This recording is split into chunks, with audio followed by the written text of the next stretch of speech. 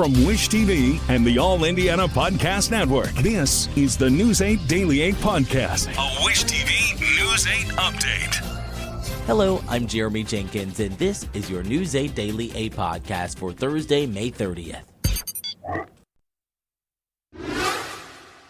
We begin with an update to a story we've been following for a while now. The former IPS teacher that filmed two students fighting in a classroom is now facing felony charges. Police have a warrant out to arrest Julius Jonikin. He's being charged with neglect of a dependent.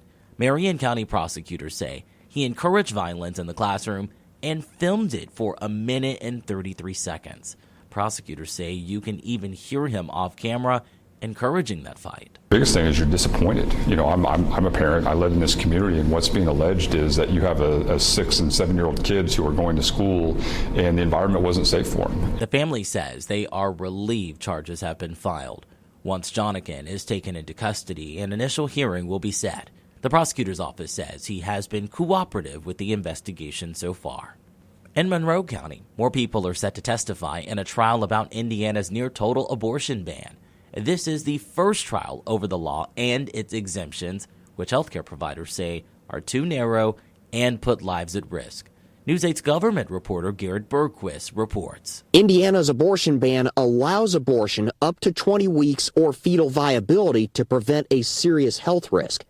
Doctors on Wednesday told a special judge the exception is too narrow and does not use accepted medical terminology. I don't know what a serious risk is. How high does a risk have to be before it's serious? What does substantial mean?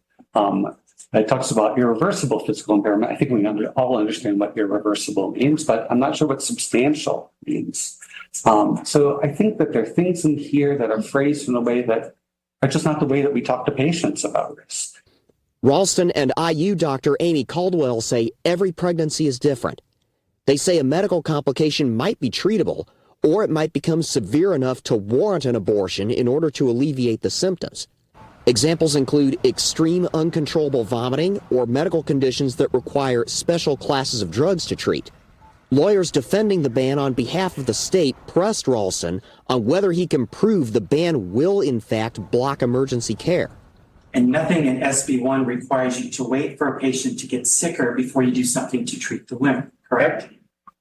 I think what SB 1 does is that it will give doctors pause. And when doctors are not sure whether or not what they are doing is legal, they will seek counsel. They will talk to hospital counsel. They will talk to their lawyer. They'll talk to their colleagues. And that will necessitate time. And time is usually not pregnant women's friends in these situations. The state has not yet called its own witnesses in support of the ban. The Monroe County case is separate from a lawsuit in Marion County that challenges the ban on religious freedom grounds. That case is also still working its way through the court system. Testimony is scheduled to run through Friday. We expect Judge Hanlon will then issue a ruling at a later time. In Bloomington, I'm Garrett Bergquist for Wish TV. WishTV.com, or follow us on Facebook for updates. Another longtime story we've been following here at Wish TV, this one for about a year now. IMPD has been arresting more and more people for doing spinouts as well as street racing. The latest arrest was connected to a black Dodge Charger in the parking lot of a storage facility just south of Madison Avenue. Police responded to a call this past Friday about the car speeding and doing donuts on the pavement with one passenger hanging out of the window as crowds looked on. When police arrived, they say the driver, 24-year-old Reginald Winfield, sped away in the car until he got a flat tire and officers arrested him. On to some national headlines now. The judge in former President Donald Trump's criminal trial says the jury will return to the courtroom around 9:30 this morning to continue deliberations. Trump is facing 34 counts of falsifying business records stemming from a hush money payment made to adult film actress Stormy Daniels back in 2016 to cover up an affair. The jury deliberated for about 4.5 hours yesterday. The jurors later returned with separate notes asking to rehear parts of the testimony and also the legal instructions from the judge meant to guide them in deliberations. Testimony will be read back to the jury to start today's deliberations. When it comes to the weather, Storm Track 8 says you can expect a sunny, calm, and warm day today. Meteorologist Marcus Bailey has your News 8 Daily 8 forecast. It is going to be a beautiful day. Let's get you started here on a Thursday morning, which, again, you might need the light jacket, maybe. It is very tolerable, though, once you get in the car. It's not very windy outside for sure. And I don't think that's going to be the case as we go through the day as well. That'll be a nice change. We're down to 50 degrees here in Indy. North wind around 5 miles per hour. Beautiful, clear sky overhead.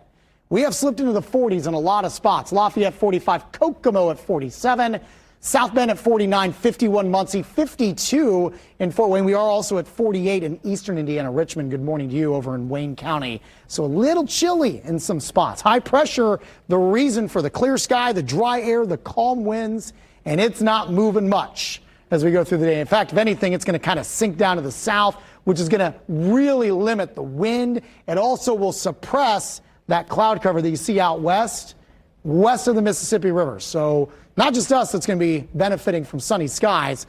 It's Illinois, it's Wisconsin, it's Michigan, it's Ohio. It's just going to be beautiful surrounding us today. 69 at noon, 75 for your afternoon high with plenty of sunshine. 73 in Kokomo and Muncie, 75 in Columbus, closer to 80 degrees potentially down along the Ohio River. Rain opportunities, nothing today and nothing tomorrow, but you do see it may become a bit more active, especially as we start off the weekend. But I don't think the weekend is going to be a washout. We'll time out our rain chances in the 8-day forecast that's coming your way in just a few minutes. To get a peek at the full forecast, just head over to wishtv.com, or you can download the Wish TV Storm Track 8 app. And don't forget to check out our Storm Track 8 weather blogs. And we end things on a lighter note. Basketball fans now have a new place to celebrate an icon. The grand opening celebrations for the Larry Bird Museum are happening today in Terre Haute. That event will be between 7th and 9th Streets on Wabash Avenue. Festivities include a museum ribbon cutting, a street fair, and a Hoops Fest in downtown Terre Haute. It all starts today from 10 a.m. to 4 p.m. The official opening of the museum will take place tomorrow. This has been your News 8 Daily 8 podcast for Thursday, May 30th. I'm Jeremy Jenkins for Wish TV, wishtv.com, or follow us on Facebook for updates. This is the News 8 Daily 8 podcast, a Wish TV News 8 update on demand. For even more, on demand and on the go, connect with Wish TV on Facebook at wishtv.com and on the free Wish TV mobile app. Thank you for listening, and be sure to like, subscribe, and follow this podcast for updates every weekday morning on the All Indiana Podcast Network and wherever you get your podcast.